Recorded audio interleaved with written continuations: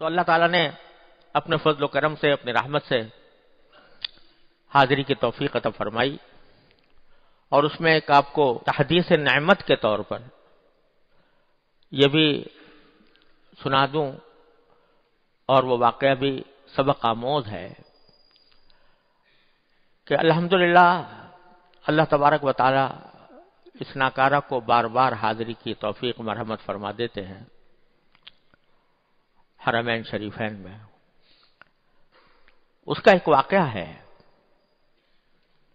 اور وہ یہ کہ میں سب سے پہلے اپنے والد ماجد رحمۃ اللہ علیہ کے ساتھ سب سے پہلے میری حاضری سن 1951 میں ہوئی تھی۔ 1951 میں ہوئی تھی، جب میری عمر کل 9 سال تھی۔ سب سے پہلے حاضری اس وقت ہوئی تھی، ہوش بھی نہیں تھا، لیکن باتیں یاد ہیں الحمدللہ اس وقت کی۔ وہ زمانہ ملک عبدالعزیز کی بادشاہت کا زمانہ تھا، اور جب اس وقت کا تصور کرتا ہوں اور اب آج کا کو دیکھتا ہوں تو زمین و آسمان کا انقلاب نظر آتا ہے۔ سب سے پہلے حاضری سن 1951 میں ہوئی، بچہ تھا میں، لیکن اللہ تعالیٰ نے اسی بچپن میں اپنے والد ماجد رحمۃ اللہ علیہ کے زیر سایہ حج کی بھی توفیق عطا فرمائی۔ 1951 سے لے کر 1963 تک، یعنی 12 سال حاضری نہیں ہوئی۔ سن 1963 میں جب میں دور حدیث سے فارغ ہوا تو میں 1959 میں فارغ ہوا تھا، اور خاص طور سے دور حدیث سے پڑھنے کے بعد بس طبیعت میں بہت شوق اور تقاضا تھا کہ وہاں پر اللہ تعالیٰ حاضری کی توفیق عطا فرمائے، مگر وسائل نہیں تھے۔ 1963 میں اپنے بڑے بھائی جناب محمد ولی راضی صاحب کے ساتھ الحمدللہ حاضری ہوئی عمرے کے لیے، اور تقریباً 2 مہینے وہاں پر قیام رہا حرمین شریفین میں۔ اور چونکہ طبیعت بہت ہی تازہ احادیث پڑھی ہوئی تھی، تو حضور اقدس صلی اللہ علیہ وسلم کے معاصر جہاں جہاں کوئی یادگار تھی وہاں جا کر دیکھنے کا اور زیارت کرنے کا موقع ملا۔ 1963 سے لے کر پھر 1964 میں حضرت والد صاحب رحمۃ اللہ علیہ کے ساتھ اللہ تعالیٰ نے حج فرض ادا کروایا۔ فرض حج 1964 میں حضرت والد صاحب رحمۃ اللہ علیہ کی میت میں بڑے بڑے بھائی حضرت مولانا مفتی احمد رفیع صاحب دامت برکاتہم، ان کے ساتھ حج کی سعادت ملی۔ پھر 1964 سے 1974 تک 10 سال ایسے گزرے کہ حاضری کا موقع ہی نہیں ملا۔ 10 سال، ہر سال طبیعت میں ایک شوق ہوتا تھا، لیکن 10 سال تک موقع نہیں ملا۔ ہر سال جب حج کا وقت آتا تھا تو طبیعت میں ایک امنگ پیدا ہوتی تھی، لیکن 10 سال تک موقع نہیں ملا۔ 1974 میں حضرت والد ماجد رحمۃ اللہ علیہ کو دل کا دورہ ہوا تھا، اور وہ صاحب فراش تھے، طرح طرح کے امراض حضرت کو لگے ہوئے تھے۔ تو میں نے اپنا دفتر بھی حضرت والد ماجد رحمۃ اللہ علیہ کے خوابگاہ کے قریب بنا لیا تھا، تاکہ ہر وقت ان کی دیکھ بھال کی جا سکے۔ تو اس وقت ایک صاحب نے مجھے حج بدل کی پیشکش کی۔ اپنے پاس تو اتنے وسائل نہیں تھے کہ خود اپنے پیسے سے حج کر سکوں، لیکن ایک صاحب نے حج بدل کی پیشکش کی کہ حج بدل کر لو میری طرف سے، خرچہ گویا وہ اٹھائیں گے۔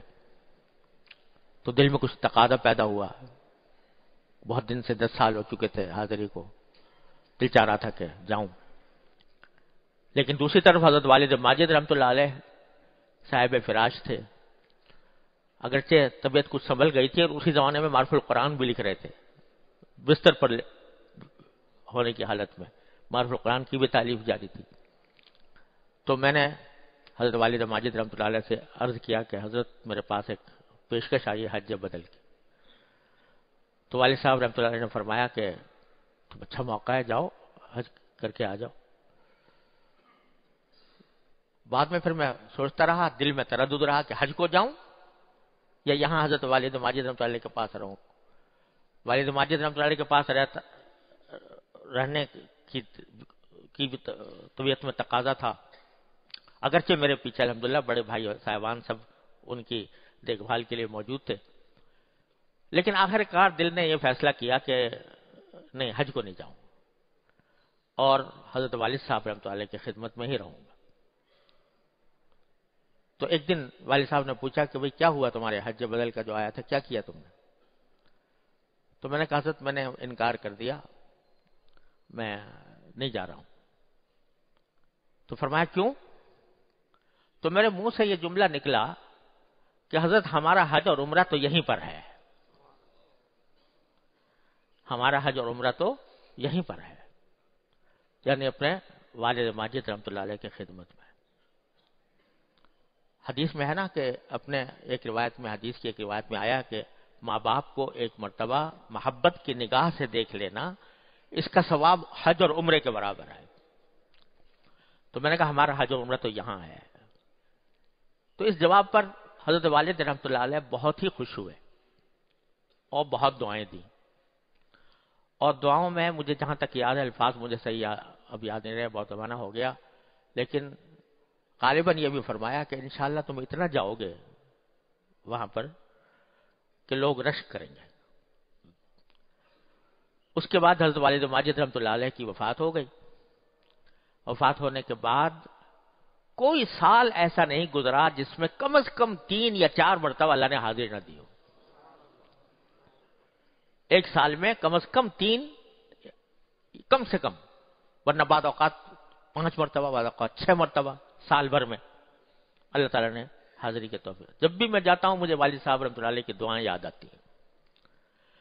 اور یہی وہ بات ہے کہ جو ہمارے بزرگوں نے فرمائی ہے کہ آدمی کو ہر وقت کے تقاضے پر مت نگاہ رکھنی چاہیے کہ اس وقت مجھ سے دین کا اور اللہ جل جلالہ کا کیا مطالبہ ہے. ایک طرف حج نفل ہے اور ایک طرف والد کی خدمت ہے، دونوں میں تقابل کیا جائے تو اللہ تبارک و تعالی نے یہ فرمایا کہ فرائض کے علاوہ، فرائض کے بعد سب سے زیادہ افضل عبادت والدین کی خدمت ہے، اس سے بڑھ کر کوئی اور عبادت نہیں.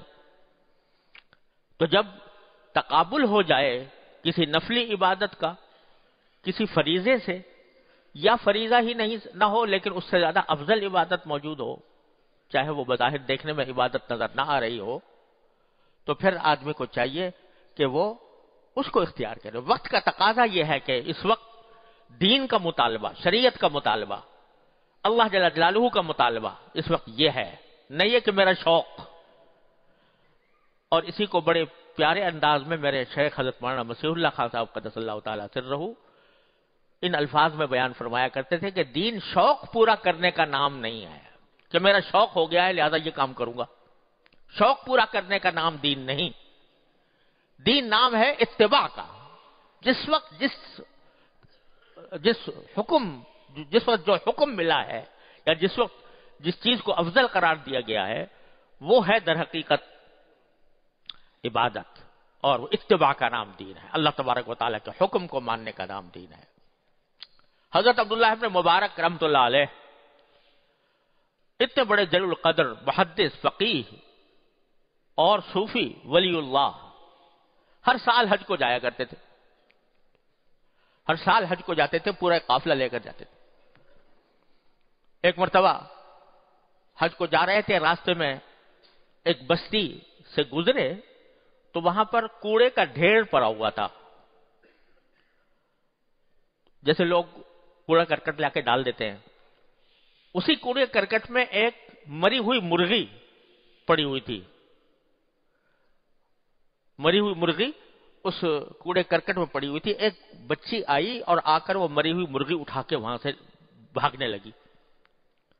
حضرت عبداللہ بن مبارک رحمۃ اللہ علیہ نے دیکھا تو دیکھ کر فرمایا، اسے پوچھا کہ بھئی یہ مری ہوئی مرغی کہاں لے جا رہی ہو؟ کہا کہ جی ہمارے گھر میں فاقہ ہے، کھانے کو کچھ نہیں ہے، تو اس حالت میں بھوک سے لوگ مر رہے ہیں، لہذا یہ مرغی میں اٹھا کے لے جا رہی ہوں تاکہ اس کو پکا کر اپنی بھوک دور کریں۔ حضرت عبداللہ بن مبارک نے اپنے قافلے کو رکوایا اور بستی کے حالات معلوم کیے تو معلوم ہوا کہ یہ بستی فقر و افلاس کا شکار ہے اور یہاں پر بہت ہی زبردست غربت پائی جاتی ہے۔ اسی وقت حضرت عبداللہ بن مبارک نے یہ فیصلہ کیا کہ ہمارا سفر حج منسوخ، حج کا سفر منسوخ کر دیا، اور جتنی رقم حج پر لگانی تھی وہ انہوں نے اس بستی کی خوشحالی کے اوپر، بستی کے غریبوں کی مدد کے لیے صرف فرمائی، کیونکہ اس وقت وہ حج نفلی تھا اور ان فاقہ مست لوگوں کی ضرورت کو پورا کرنا وہ مقدم تھا، لہذا اس کو ترجیح عطا فرمائی۔ تو دین نام شوق پورا کرنے کا نہیں ہے کہ یہ شوق ہے کہ ہر سال ہم ضرور جائیں، دین اس کا نام ہے کہ جس وقت جس کا تقاضا ہو آدمی وہ کام کرے۔ تو اس لحاظ سے حضرت والد ماجد رحمۃ اللہ علیہ نے جو دعا دی وہ دعائیں آج تک الحمدللہ کام دے رہی ہیں، اور اس ناکارہ کو جس کو وہاں داخل ہونے کی اجازت بھی نہیں ملنی چاہیے تھی، اللہ تعالیٰ نے ان کی دعاؤں کی بدولت ہر سال بار بار حاضری کی توفیق اللہ تبارک و تعالیٰ عطا فرما دیتے ہیں، اپنے فضل و کرم سے عطا فرما دیتے ہیں۔ تو وہاں اس مرتبہ بھی اللہ تعالیٰ نے، میں چونکہ اب کچھ ایسی صورت ہو گئی ہے کہ تقریباً دوسرے تیسرے مہینے وہاں موقع مل جاتا ہے، کچھ اداروں سے تعلق ہو گیا ہے، ان کی وجہ سے ان کو اللہ تعالیٰ نے ذریعہ بنا دیا ہے، تو کبھی میں ایسا کرتا ہوں کہ دونوں جگہ حاضر ہو جاتا ہوں، کبھی ایک جگہ پھر دوسری مرتبہ دوسری جگہ۔ تو اس مدینہ منورہ کے سفر سے پہلے 20 دن پہلے اللہ تعالیٰ نے مکہ مکرمہ حاضر ہونے کی توفیق عطا فرمائی تھی، وہاں کچھ دن قیام کی دولت ملی۔ اس مرتبہ میں نے صرف مدینہ منورہ حاضری کا نظم بنایا تھا، اللہ تعالیٰ نے 14 دن وہاں پر قیام کی توفیق عطا فرمائی۔ تو مسجد نبوی کی فضیلت اپنی جگہ، اور نبی کریم سرور دو عالم صلی اللہ علیہ وسلم کے حضور سلام عرض کرنے کی دولت، وہ عظیم ترین عبادت۔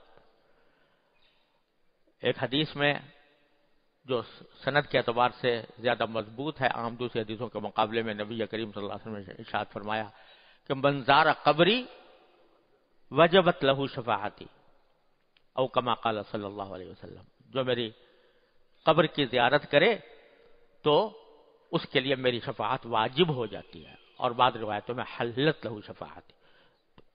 اسی لیے تمام جمہور علماء امت کا اتفاق ہے سرکار دو عالم صلی اللہ علیہ وسلم کی قبر مبارک کی زیارت اور وہاں پر سلام عرض کرنا یہ افضل ترین قربات میں سے ہے، افضل ترین عبادات میں سے ہے۔ لیکن یہ سمجھنا چاہیے کہ یوں تو درود شریف پڑھے آدمی بیٹھ کر اس کی بڑی فضیلت ہے، اور حدیث میں ہے کہ ایک مرتبہ درود شریف پڑھے کوئی آدمی تو اللہ تعالیٰ 10 مرتبہ اس کے اوپر رحمت نازل فرماتے ہیں۔ لیکن وہاں مواجہہ شریف میں جا کر یہ عرض کرنا کہ السلام علیکہ یا سیدی یا رسول اللہ، براہ راست خطاب کرنا، اس کی لذت، اس کا جو لطف ہے وہ اور ہی ہے۔